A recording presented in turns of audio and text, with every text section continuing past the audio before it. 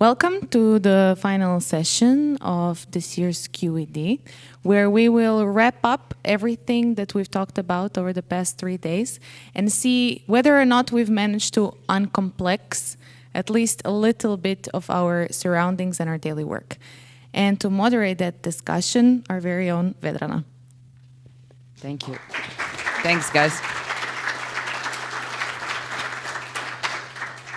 First of all, thank you for sticking with us, not only after lunch, but most of you are traveling back home, so we really appreciate that. With this single track conference, we had very condensed, I would say, content.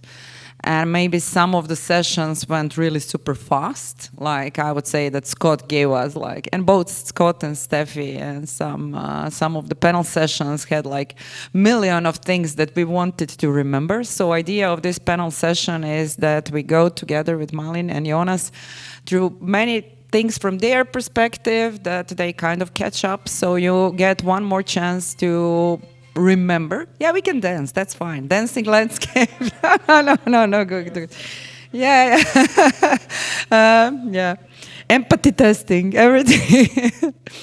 And so, first of all, once more, I know Malin was just seconds ago here on the stage, but maybe somebody forgot who she is. I would like both of you to introduce yourself, and I will have a small bit small.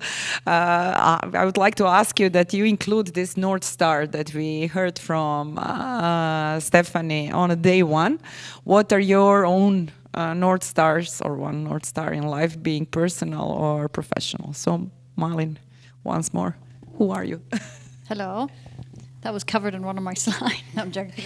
I'm Malin. I work currently for a e-commerce startup called Cha-Ching. In my private life, I like to play Dungeons and Dragons, and I like to think about things. My North Star, I think, now that I've heard about that concept, is radical kindness. That's been something that has happened to me, and I enjoy giving back as much as I can. Wow. Really nice, right? Thank you. Hi everybody, my name is Jonas. I'm working at DATEV. We have a presentation from my colleague. I'm a data scientist usually, but I'm leading 2 technical teams in a governance unit, and that can be really tough from time to time. In my leisure time, I like to hike a lot, and my North Stars are, I would choose 2 if it's okay. Yeah. So in personal life, it's enjoy the ride, in the words of Stephanie, I would say. And I try to be satisfied, which is not that easy from time to time. I think you all can relate to that. And for work, my North Star, I would say, although I'm leading technical teams in a business or in a governance unit, I try to have an impact on the organization, and I really want to do something meaningful. And luckily enough, that works most often. Yeah, well, we know it works. We know you, so it works. So Malin was, because of some circumstances, she just joined us really late yesterday evening, but spent today here. So I'm sure you will not get so many chances or so many ideas what you would like to share with us, what you are going to bring back home. So you will need to come next year. So what are you taking home from this conference? One thought that I loved was, I think Dr. Eva's thought about not efficiency, but sustainability. Sustainability. No. Sufficiency. That's the one. And I personally hate being cold, but I will put a sweater on in the future. But I think it's mainly about the fact that I think we as humans have made a lot of progress because we're not satisfied, but that can't go on forever. And I think in the recent times, we all look for satisfaction, but we all look for it where we're told to look for it. Let's think about advertisement and what you need to be happy and all that stuff. And I think going back to the basics with sufficiency is something I'm definitely taking home. Cool. Jonas, Now you have like a triple this minutes because you've been since Sunday. So Oh, well, no problem. What are you taking from Sunday, from Monday?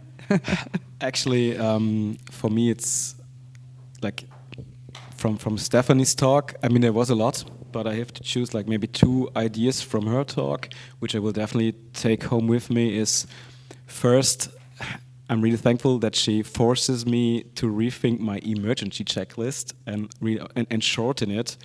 And we discussed it in a little group. And for me, it's like really understand next steps and communicate. So and I will definitely think more about that. It was really nice.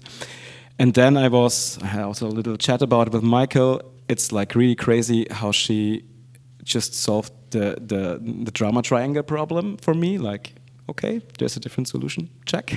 So that's super nice. And if I may add just one more point, like from Scott's talk, because that also was really nice.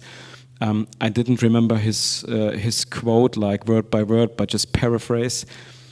If you talk to someone about a problem and this person has like just the same opinion, hey, go and talk to someone else, because this for me means like you strengthen your arguments. If there's more robustness in it, you get out of your comfort zone, and we should maybe like just embrace disagreement not as conflict, but rather as a form of engagement. Yeah, I think that's really, we had this morning, Krešo Musavieko, our CEO, and myself, we had a briefing, let's say, and we talked about that some people are born to like go to like super different people for the opinions, just to chat with them. They're just born to go around in circle. Some people really don't like that much, but that's a skill, right? We can learn that as any other skill, to just force ourselves to be exposed, maybe not so much to really other people if that's not our cup of tea, but we can listen to the different books like you recommended to us, or watch some shows, or go to the different conferences, but always come to this one again. But but this topic really brings me to next question, and that's humans. I think that after Scott's presentation or speech, it is now we are now absolutely sure that we are living in complex times. It's not like our feeling; that's the fact. The guy proved it. And what he as well really emphasized is that AI is now even complicated things more, and we cannot shut our eyes. It will be here. Hopefully for better, not for worse, but it's here. But it's still us humans. So how do you, in your daily lives, with your colleagues, with your family and friends, how are you able to put human first before technology, before organization? Jonas, would you like to go first this time? Yes, thank you. I would like to share maybe 2 ideas, and stop me if I'm going outrageous on that. So first idea would be like just a bit from a technical perspective, but it is daily life, as I'm responsible for a lot of AI cases in production. I have to make sure that quality is good enough. And what we have learned from various projects, also together with CROZ, of course, is that a human in the loop, and I think this is kind of, we heard that topic in a lot of sessions, or this term in a lot of sessions, like across the conference, is like really a crucial factor for success of AI projects. And in my opinion, it adds like a lot of quality to your projects, and it adds a lot of flexibility. So, for example, it allows you to launch your model a little bit earlier than you normally could, because like humans are closing the performance gap in short term, so you are able to learn while you already published your model.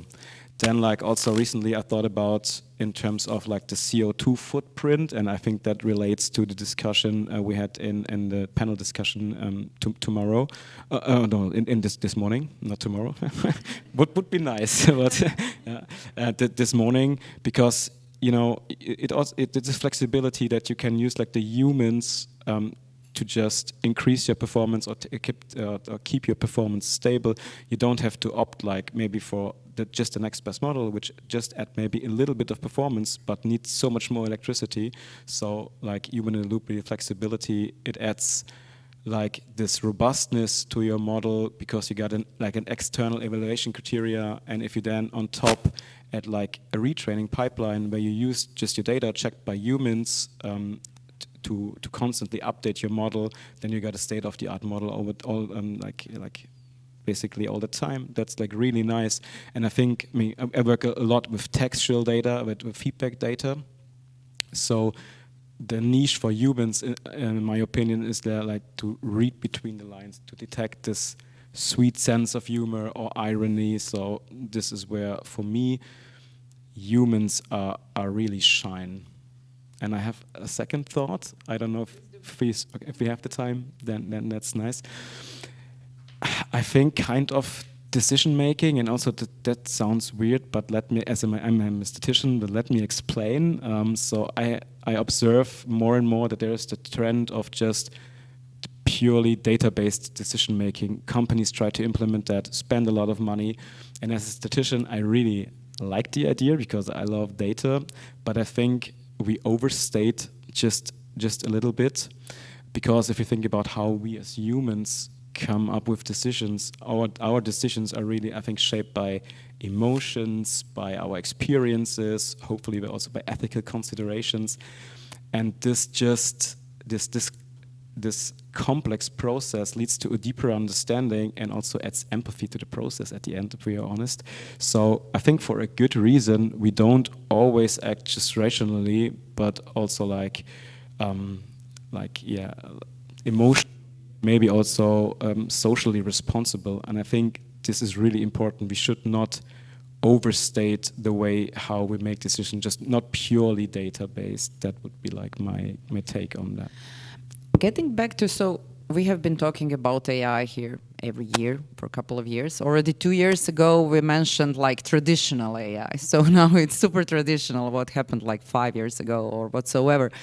And I still feel that most of us in this room are still like, okay, I'm still safe. Everything is what's going to happen is not really going to hurt myself, but maybe it's time that we finally recognize that it's shifting, it's changing our lives. And I think, there are those four rooms of accepting things, and I'm not sure where people are in that setup, but how empathy can help us to embrace the reality in which we are already aware that AI is taking some jobs which are that doesn't need that human touch that you mentioned. And then you had Scott who said AI is at its best when it dramatically brings the results which are dramatically different than people. So it's not automation only. It's not just doing stuff that we don't like to do, like Sarah said last year,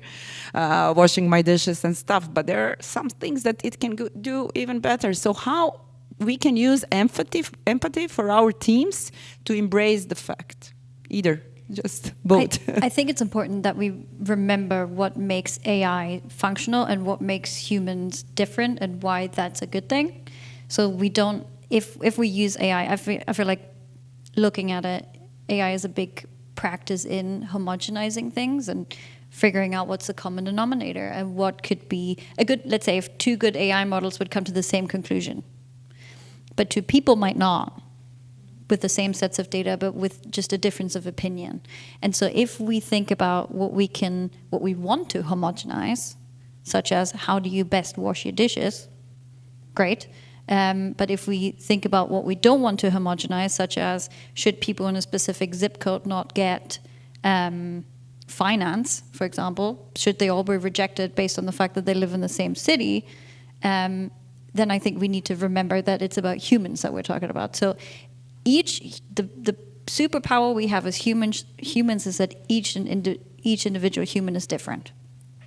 So each individual human will have a different point of view and a different set of input. Whereas in LLM, and if we want to do data analysis, it's all about looking at the bigger picture and getting an overview, homogenizing, figuring out what can bubble up. And that's fantastic in those regions where you need that. But when we look at creativity, for example, we see that if AI runs on AI-generated images, it goes nuts, it goes crazy. So I think human impact is diversity of thought, creativity, empathy, things that make us humans gut feeling.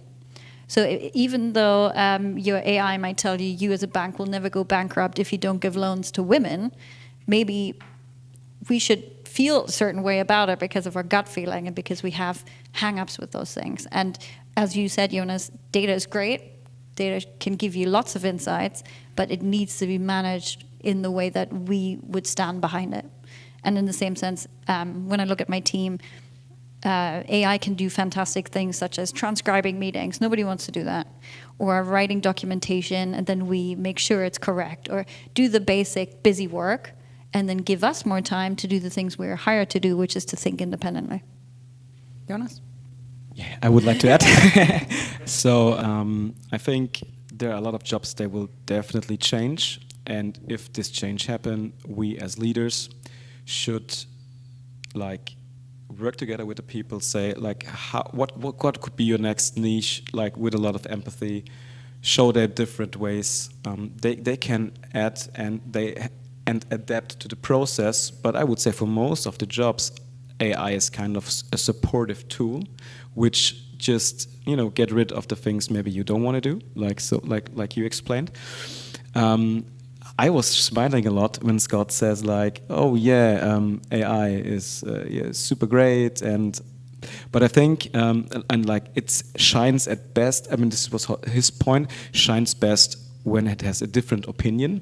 That was surprising for me as well. Yeah, this is why I wanted to reiterate that one. Because I have different experiences. To be honest, I have the feeling. I'm running also a team, with Keta is on, she's with me in the conference. It's about building dashboards, transporting data, make data visible. And I have the feeling people trust most our systems when it's in line with their opinion. So I experienced experienced it in a different way than Scott framed it. It would be brilliant if it would be like Scott explained it, using AI as a challenger and for starting conversations. So that would be super good. But to be honest, I have different experiences. What I think that what we are really sure now is that we really don't know what to expect. So maybe already next year it will be that kind of challenger. And I'm really happy because you used the word challenger, because I think we all fell in love with this triangle and this victim, villain, challenger, creator. So if I think that most of the people in this room are on the side, okay, I already use AI as technology, sort of a challenger in my life, in my work, and I'm trying to create on top of it, like you did, guys from Retarus did. But I think that, there is this gap that I mentioned in the beginning, that many people kind of see it as a villain and are not using the opportunity. So they need some help to encourage them to move forward, some strength, I don't know. Would you agree, Malin? I think an important thing to stop people thinking of AI as the villain is people who have really bad intentions to not be in charge of them. Because it is scary if you think about the power that it has in the wrong hands. So if people don't care about people losing their jobs, if they don't care about homogenization of opinion, if they don't care about diversity of thought, then it's a great tool to get to your ends. But if they do care about it, then it's also a great tool. Yeah. So I think the key thing is it's a potent tool. In the right hands, it can do fantastic things. In the wrong hands, it can do bad things. It's like Ollivander says about the Dark Lord's wand. Yeah. It did terrible things, but great things. So you have a huge amount of information and power, but if you use it to make 3 people insanely rich and everybody else starve, then I would be skeptical too. So I think, it's a great tool. Yeah. Before we move to magic wands, one more thing when it comes to people and humans. So one of the things that we, again, during this morning coffee talked about was this efficiency versus exploration.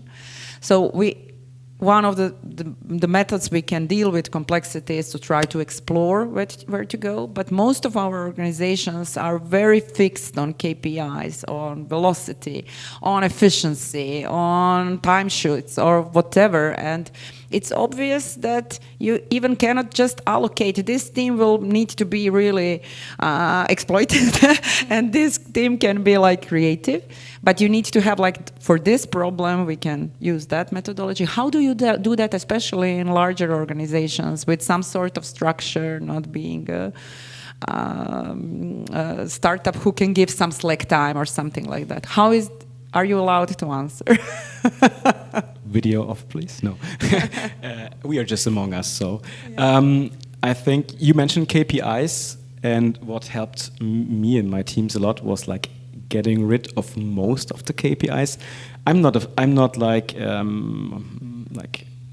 an enemy of KPIs. I mean, it's not like that I say just don't use KPIs at all. I mean, I know that there are those discussions, so let's get rid of any KPI. I think the problem with KPIs is, at least in my experience, we have like, I wouldn't often even call them KPIs. I would call them just some numbers, just for the purpose of being numbers. And then I think then they are hindering. We are using numbers just surrounding ourselves, that we can say like to top management, yeah, everything's good, just green lights, awesome. Yeah, but I think we should look for KPIs that, maybe one or two, that really helps us checking if we are going really into the right direction. We just cycle through this process, and I can give an example like how we approached it. So I'm responsible for the central feedback mechanism of DATEV. Huge organization. We have to ship those insights to our product teams in near time to enable them to learn from market data. And we have a lot of KPIs, a lot of numbers, and we just decided there's just one KPI that really is important for us. Do we have an impact of the way people make decisions? We dropped everything else, and that helped us a lot. Okay. So as one example. Now getting back to your magic wand. If you would personally have magic wand, so I know you will be working tomorrow already somehow, I don't know how, but you will, because there are some situations, or whatever day. Are there situations in your working environment or personal one that you would like to uncomplex? Because currently, I think for audience, it looks like here we are walk in the park, and everything is easy in our lives. Is it like that, really, Malin? No. I think to speak to that, I think if I had a magic wand, I would change how people consider their own influence and impact and success, less on external factors and more on internal factors. I think there's a lot of people running around right now trying to be happy and trying to, buy other people's approval or make themselves vulnerable to the opinions of others that they wouldn't ask for advice, for example, just because it's a loud voice. And I think if we go back to asking ourselves, who do we want to be? And how do we want to treat other people? And what kind of companies do we want to be parts of? And how do we want to run a team? How do we want to feel within the team? Then everything becomes really clear. And the second you bring in like expectations based on some people who you wouldn't really go to for advice, but it's just loud and around you, I think it dilutes your view. So yeah, if I could uncomplex something, it's to just refocus on what you genuinely know matters, and don't let yourself be distracted by what other people are telling you matters. Why do people care so much? I think it's self-preservation. Okay. But if you run around all your life and make up your mind about yourself based on other people's opinions, that is something you can't control. But what you can control is your own opinion of yourself. And if you say, okay, was I kind today? Was I generous today? Instead of saying, did I look kind or did I look generous? There's a lot of different actions you might take. So let's say somebody's fallen over, but there's no one to watch you pick them up. There's not an opportunity to look kind. There's an opportunity to be kind. So if we stop letting ourselves be gaslit into external validation, then I think we might just go back to it. That would be like a couple of years ago. We really attempted to bring Amy Edmondson here to talk about psychology safety, which I think is exactly what you are now referring to. And it's really hard to build environments in which people feel safe enough to be real self, not only those self that they think the environment want to see. We see that as well here. I think that, I don't know if this is now, I will be vulnerable, so I will say that I think that even CROZ employees at QED and in CROZ on projects for clients are not the same. Here we are somehow, I think, in a very safe environment, but it's already very hard when you come in another one. I think we have a societal problem of wanting to be flawless, and that's not human. There's never been a flawless human. So to try and be the first one, I think is a bit, it's a tough goal. But everything we're being told is about that. It's just about, you see everybody who's successful, you see everybody who's beautiful, has perfect skin, and they are never sad, and they, they don't work out, but they're super healthy and happy anyway. That's not real. And I think the second we all, as a people, agree that that's good that that's not real, because how boring would that be? You remember, okay, if I'm content with being flawed, which we all are flawed, but if I'm happy with that because it gives me room to grow, or it gives me opportunities to laugh at myself, or whatever it may be, then you're fine. That's fine, as long as we don't put ourselves up to the standard that is completely only invented to sell us stuff. Yeah. Jonas? May I add, just because it was so interesting, I was calling myself back. So just to Marlin's point, I think what would be super helpful, you mentioned the safety environment, and I think what could be, or what I think would be a good prerequisite is like all of us just having the permission to not have the answer all the time. I mean, this is what, like, with my employees, I can observe that also, like this, you're asking me something, I have to have the permission because I want to look good, I want to fit. And I think this causes a lot of stress. And let's just remind last year's QED. I mean, I also don't always have the answer as a leader in our VUCA Barney environment we are living in, whatever you want to call it. At the end, it's just a pile of uncertainty. And I think this is an important topic, like working on giving people the permission to this is okay to not have the answer, and we will figure out together maybe. So yeah. Just as a slight tip to anybody, I've sat in a lot of interviews in my short-ish career, and the best answer you can give is, I don't know that, but I will find out. And this is how I'll find out about it. So again, making up an answer on the off chance that it's right probably won't convince the person in front of you. But if you're yourself, and I think this is specifically important as leaders, if you put yourself on a pedestal and you say, well, I've never failed, so you should also all not fail ever. I think that's You're right. That really was insincere. imitate. That was on Stephanie's slides. Yeah. How you parent. Kids don't hear. They just see what you do. What leaders do, their teams very often, there are better chances team members will do the same. But while I still have this magic wand, that's like your last chance. I will jump in. So I think I would try to change the process of communication in our company. I mean, it's a super big organization. You already mentioned it. Adrian also mentioned close to 9,000 employees. A lot of different departments, a lot of different needs, a lot of different sub-goals around. So it's just like there are many misunderstandings, partially also caused by different cultures, and like a lot of silos, data silos, information silos, and this just hinders collaboration so much. I think the cost of that is really dramatic. So I would like to change the process of communication, creating an environment where people are encouraged to share and democratize information and data. I think that then they can work really efficiently together, and hell, would that be brilliant.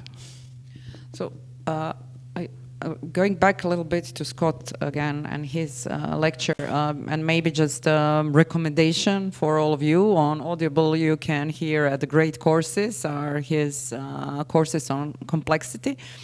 And there is one one part in which he says a story. I don't know how Rosalind will now handle this, but he has his example of dominant logic, and why is it bad is how IBM was ruined because everybody thought mainframe is going to be successful forever. What Scott didn't get is that mainframe is going to be successful forever. So since even he can make mistakes, and he did, he was forced to come to the conference where their mighty mainframe was.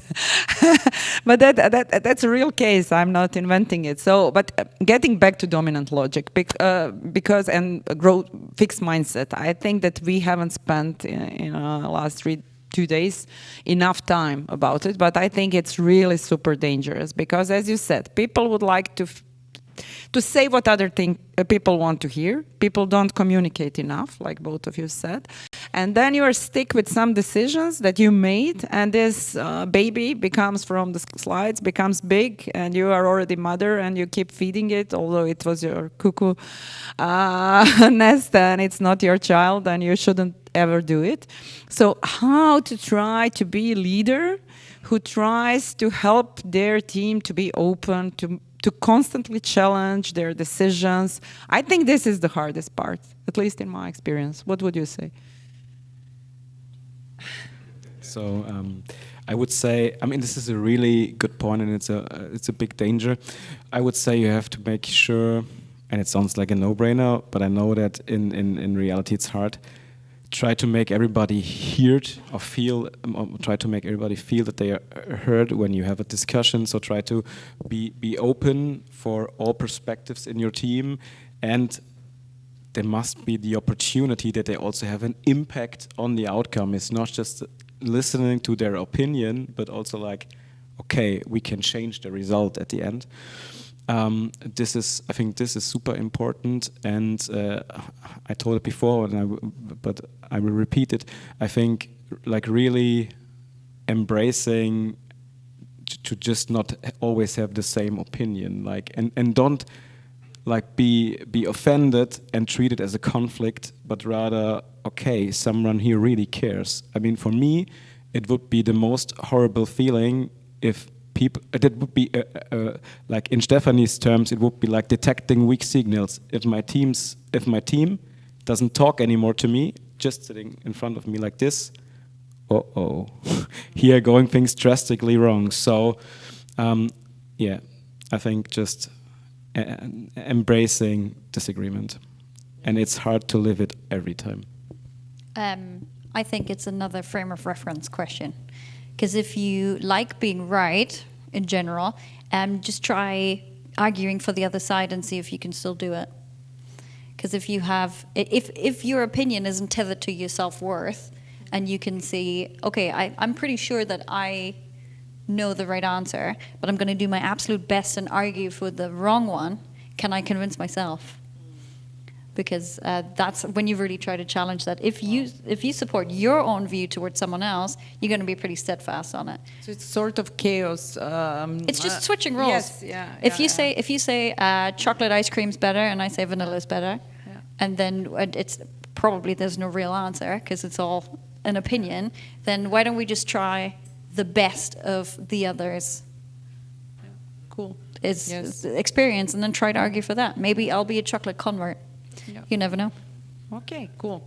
So since the time is really, as usual, running super fast, I would like to go to the last group of questions or topics, and that's collective intelligence. And this is what Scott used a lot in his presentation. So let's say that nowadays we are aware that collective intelligence is not only our humans, but artificial one as well, but that we jointly, so he proved or showed that our joint intelligence can serve us perfectly.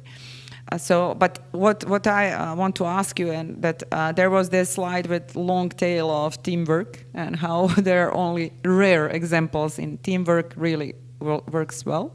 How to, in fact, help our teams and culture to embrace all of those challenges, not only AI, but that collectiveness in their work. How do you see that topic? Like, you have 1 hour. No, you have a couple of minutes. No. I think remember that you're doing it on purpose, that you've chose chosen to do it. You can choose not to do it too, if you want to. You should have fun with it. And I think a lot of people, especially in our industry, have a quite curious mind. So as much as people enjoy being right or doing it the way that they used to, they most of the time, if they get the context correct, are happy to try something new because it might be even better. I don't think anybody is still hard fast that PS1 was the best console that's ever been made. I think people have moved on with their opinions. I know that last year we had the topic of playground, so thank you right. for this. That was the well, correct I'm glad to answer. tie that together. But I think if it's an exercise that's fun, for example, if I don't want to talk about tech innovation anymore, I can pick another field. That's up to me. I'm, an agent, a free agent. But if you decide you want to embrace new technologies, for example, then do it. Remember that you're not doing it because you're forced to do it, and you will die if you don't. Jonas, what would be your word? I think it can only work in organizations where you really value diversity. I think we learned that a lot. And what I think is super important, and Marlin also mentioned it in her talk, it's value diversity in different dimensions, not just people. I mean, so the first thing when we hear that was often the people dimension, but also in abilities, and it is super helpful if you have a diverse team with just different abilities. That really adds up, valuing different perspectives. And the thing I really liked when Scott explained it was that he also bring the flavor of a manager. So you have to be also, it's not just enough to have a diverse team and you make everything great, but you need someone giving also direction. But I think what also really is super helpful, giving people the opportunity to play around, to give some degree of room for creativity, to not just micromanage them, but just give them maybe the goal, but find a solution on your own, and I will help you if necessary. This is how, when he was talking about emerging things, he was super excited, scientists really like when something emerges. But it was for me very interesting how he said, make emergence possible. So this make is a little bit contradictory that something emerges.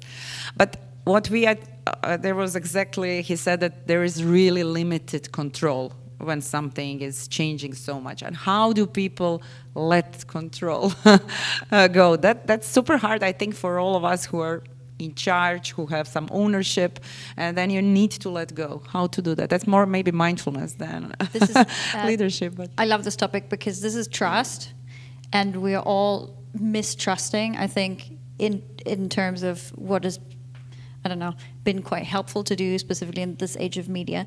But when it comes to people, I would advocate that if you know the people and you've chosen the people, because don't forget that you've hired these people, so you should trust these people, ideally. And if they break your trust, then you can deal with that. But I think trust as a baseline, and trusting people to do their best and to make good decisions. And if not, then maybe you shouldn't have trusted yourself with the decision of hiring this person. Trust them. Don't treat them like children. Treat them like the adult that you want to be treated as, and the trust that you want. Because if you're a manager, you're being trusted by your company. And if you don't pass on that trust, but you become a kindergarten teacher, then people are going to feel like kindergartners. And I think a lot of people, as fun as that sounds, kindergartners normally don't get fired. So it's a slightly different angle to it. But if you're treated like a self-sufficient, smart, capable, empathetic adult, then you're more likely to behave like a smart, empathetic, capable adult. Jonas? I think you have to learn it. It comes with experiences, and like you mentioned, it's really not that easy in the beginning. And I think trust, Manu, what you mentioned is the absolute baseline for it. I try to work on switching from trust more to belief, because believing in people for me adds this flavor of I also didn't know. So but trust definitely is the absolute baseline, and I try to work on belief. You do play QED bingo. We had trust as our word as well a couple of years ago. So Maria, do we have any questions? I don't know, but in the audience, yes.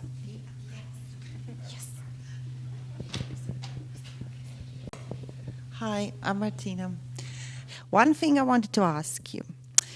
What do you think in terms of teamwork about celebrations? And imagine, as Malin was saying, imagine. We all have, I don't know if you're a Christian, then you have these Christmas celebrations, and then you have families without any, let's say, wealth or any decorations that have really good time together, being together, and then you have all of these staged, let's say, Christmas parties. And that resembles organizations, right? So you have to go to a Christmas party, or you're looking forward to a Christmas party, right? I think celebrations for teams are key because there we express gratitude of working with each other. You know, you contributed to this and that, and we kind of have a joint achievement. In my career, when I meet colleagues from different parts of my life, we always think about things we've done, and it was really good. Do you remember? So we kind of cheer to that even years behind. I think it's very important to remind ourselves on this, let's say, journal of gratitude, of working with these people, which kind of suppress the pride that we have to have, as you say, empathetic adult, which adult is like to suppress ego, right? And if you want to excel, you have to have a strong ego because you want to excel, right? So I think celebrations are really, really nice. And if they are missing, because somebody takes, as you say, the blame, he's to blame because we failed on the incident, or takes the let's say, benefit of achieving the word, then it's gone. So as they say, we won the match, but yeah, it was not like cheerful. Yeah, we did the work, but there was no fun. As you say, let's have fun. So what celebrations, let's say, experience you have in your teams? I actually found a lot of success with, everybody loves a big celebration, so I think we all agree that that's good fun. But little team celebrations in terms of micro celebrations is something that I found when I was leading a team was quite difficult for people to accept. So we made it and this is just something that worked for me, but I invite you to try it. Whenever you have a one-on-one with somebody that you manage, make them give themselves compliments and give them compliments yourself. And that's, again, it's a habit, it's a muscle that you practice, because a lot of people are super duper self-critical and forget about their achievements much quicker than they forget about their mistakes. I think we all lie awake and remember that one time when we really messed up, or we don't remember the 18 times that we didn't mess up because we just moved on with life. So that started as like a bit of a confidence builder, but it also changed the mentality within the team to celebrate each other openly and not shying away from it. So we went from, okay, you need 3 things that you are proud of that you've done this week, and also what are you proud of in the team? Who else has been really helping you this week or whatever? And then you share these things around. And I think at the end of it, we would have retrospectives, and we'd have a specific kudos sections in the retrospectives, and they were the fullest. Because when you get good at giving and receiving compliments in that sense, and also steadfast in your own opinion of your team and yourselves, that is something that I think kept us pushing through even like really, really tough moments, because we remembered this. I remember when you were really amazing at that one problem, so I'm pretty sure we can do it again. So yes, big celebrations I think are important, but it's like gratitude is not like one point, right, where you're like, I'm now grateful. Okay, I've now moved on from the gratefulness. That you maintain and remind yourselves what makes your team that efficient and that functional, and that, again, you practice taking the compliment and you practice saying things out loud when you notice them, without the fear of being too much or whatever. I think nobody's ever genuinely minded like a heartfelt compliment, but a lot of people don't feel confident enough to give them. Jonas, want to add up something to this answer? It's a good question, and I think celebrations are super important, and I can just share my experiences. We try to celebrate especially big milestones, like with a bigger party and like a bit of a more official touch. And I have the feeling that employees like that when there's always like top management involved with it and say thank you. And so like bigger milestones with like a more official touch.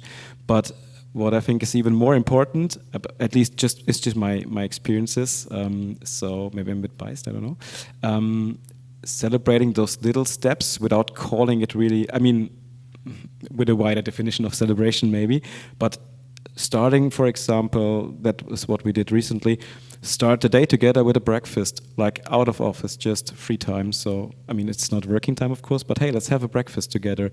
And like mixing up a little bit that everybody can, because not everybody likes the same stuff. So everybody, I mean, it's of course like not mandatory, so you can join in if you want. Or go for a hike together. So like celebrating without calling it a celebration, but just launch some team activities, spread it like across the calendar that everybody can attend. Come to QED. Yeah, this is of course like the biggest thing. So yeah, Only best ones. I'm noticing a theme that what we call celebrations in that context is just human interactions. So we're rewarding ourselves in like a clinical environment with real human interactions, which I think is quite funny.